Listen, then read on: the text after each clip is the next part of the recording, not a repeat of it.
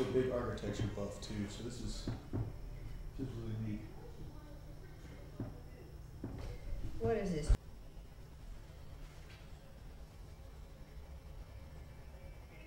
My name's Carole Herrick. I'm on the Fairfax County History Commission, and I'm currently Vice President of the McLean Historical Society.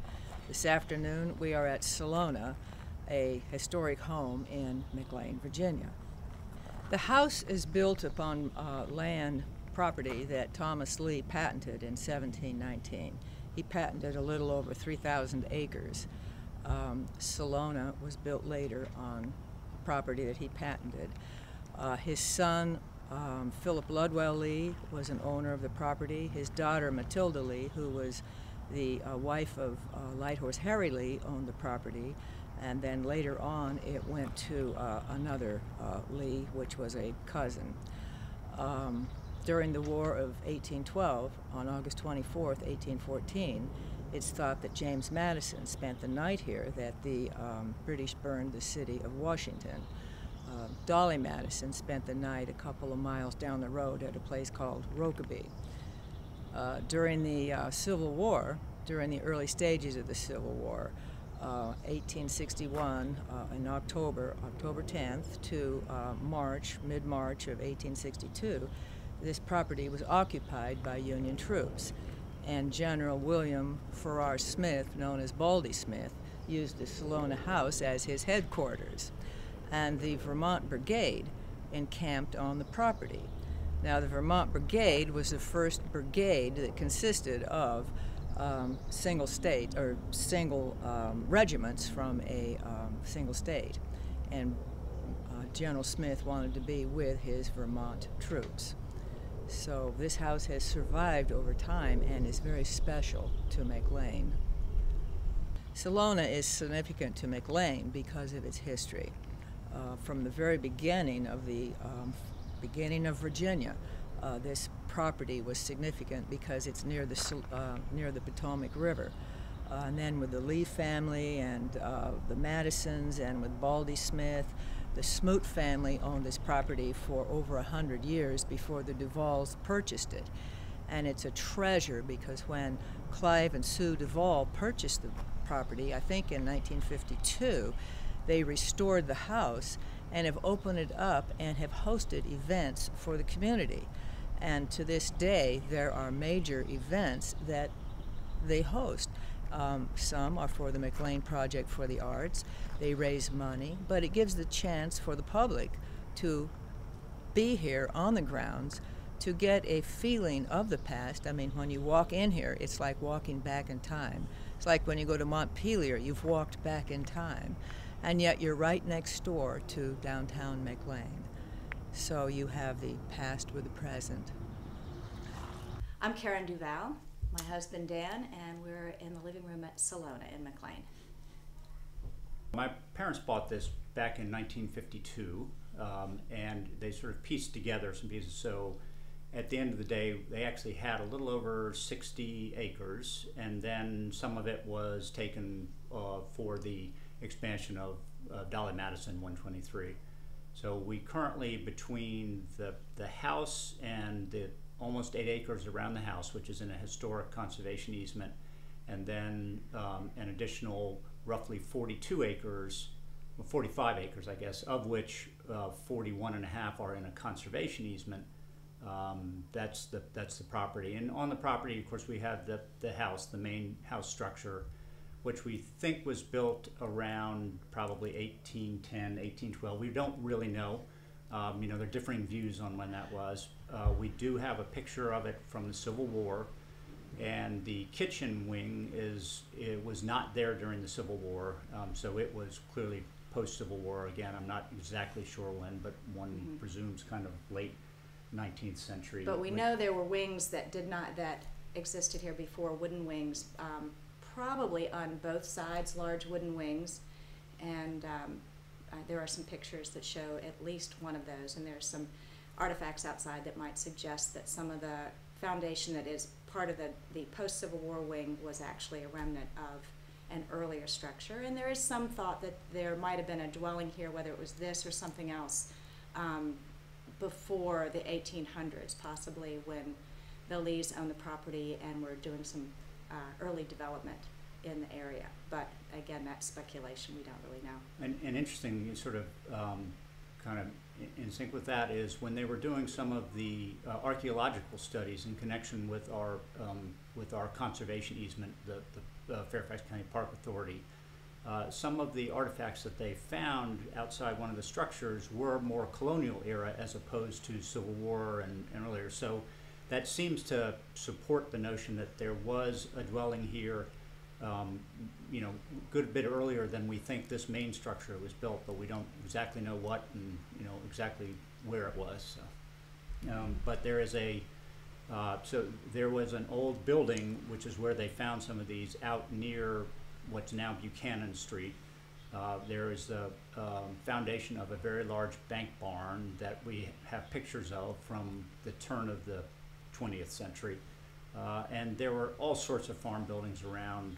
Whenever I dig a hole, I usually find a rock that's probably part of some old barn foundation. So, it was clearly a working farm with a lot of barn buildings, many of which, we don't have pictures of, and we don't exactly know where they were. Hopefully someday we'll find them. There's an old spring house on the property that is still working. We have a three-seat privy. A three-seat privy, yes. Mm-hmm. So it's a very social event. There's what it was probably a smokehouse we use as a garden shed now, and a building that may have been an early farm office.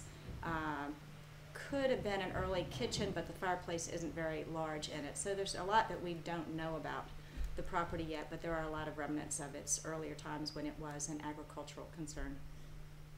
When my parents bought this in 1952, it was extremely run down. I think it had been used really as at best a boarding house, and people sort of squatting here. So there were no mantles, walls were in terrible shape. They took several years, I think, to renovate the house at that time. And so I think the family moved in about 3 weeks after I was born in 1953. And then they lived here, both of them, until they passed away. My mother in 1997 and my father in 2002. And Karen and I inherited the house at that point. And we inherited a house that needed some work and some renovation at that point, because they had not really done a lot to it in the last 20 years or so. And it had no air conditioning, and it had its bones were a little tired, shall we say. Well, it was the same thing when Dan's parents bought it.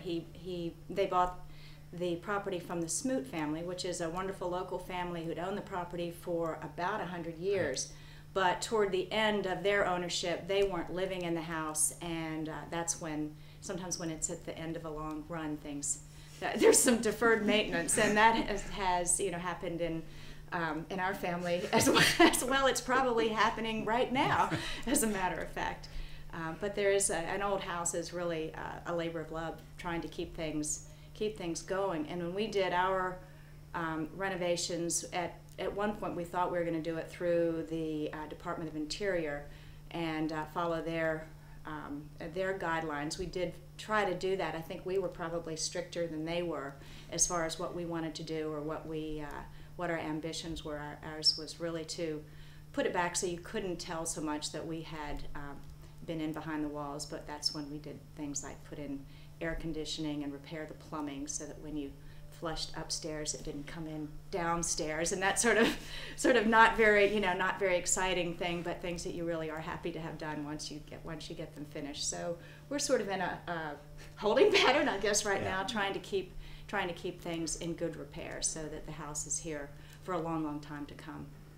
And it's because it's an old house. I mean, finding things like just somebody who is a mason who understands the old mortar. It really, there are special skills in the plaster walls, and they're unfortunately harder and harder to find these days. But we have a few people, but they're even older than we are, so it's we're not sure if we're going to continue to be able to find them. But yes, our renovation project was estimated to take 6 months, and it took 2 years. So that'll give you some idea of what it's like to work within a structure like this. But and that was 10 years ago, and and we. Very happy with it, but there's always ongoing maintenance in a house like this. Part of it, I'm sure, stemmed from my father being actively involved in politics, both of them being very community-oriented. My mother in a variety of different causes, and my father, among other things, political causes. But it got to be so that there were a number of events held here, and we've continued that. I mean, Karen is former chair of the board of McLean Project for the Arts, and so we did their 50th anniversary here. We've done a McLean Community Foundation fundraiser here, and we've done a smattering of political events here. And it is something, we hope we will continue that sort of commitment to, having it be available as a resource, which is one of the reasons we did the conservation easement. We hope that the Salona Park will be a real community asset as well. So. Oh, I know. One of my favorite things here is the first time that I came that's to. What I was thinking of. The first time that I came to Salona, when we met in law school, and the first time I came here to the house, we were driving in this nice long driveway, and I saw this man running across the field holding about a 6-foot-long black snake by the tail as he ran this thing over to the woods. And Dan said, "Huh, there goes Dad." And there were a lot of black snakes that lived up close to the house in the patio, and Dan's mom really wasn't too fond of them. So when he would see one, he would grab it by the tail and take it back out to the woods. And that was my first sighting of Senator DuVal, and I got a kick out of it. And interestingly enough, when we were doing the renovation, we walked in here in the middle of construction, and in the cross hall along the back door, there was about a 5-foot black snake just stretched out. And I turned to the foreman and I said, "Mike, you do know there's a black snake back there, right?" He said, "Yep. Every day the air conditioning guys go under the house to start putting in ductwork, and the snake comes up and hangs out in the hallway until they leave, and then he goes back downstairs." I inherited my mother's concern about snakes, and so I suggested that maybe we would have to remedy that before construction was done. And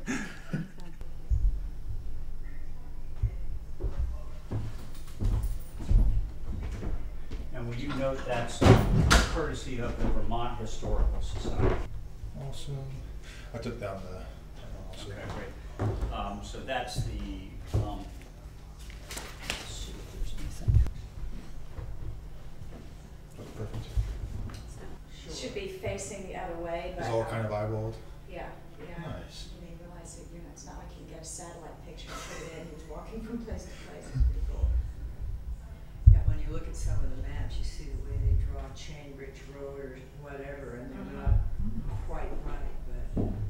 Captain Elisha Barney of the 6th Vermont. Nice. Elijah Barney. And this would all of these would be credited to the Vermont Historical Society.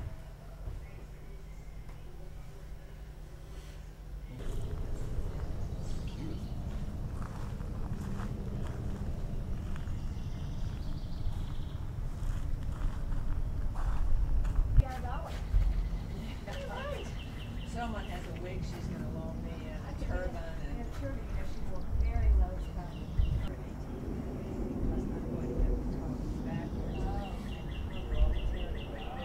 And you can talk as though you're racing for it, and then go up to. I don't want to be scuffed, a roll thing, There's no creativity here. When she was old, she was not.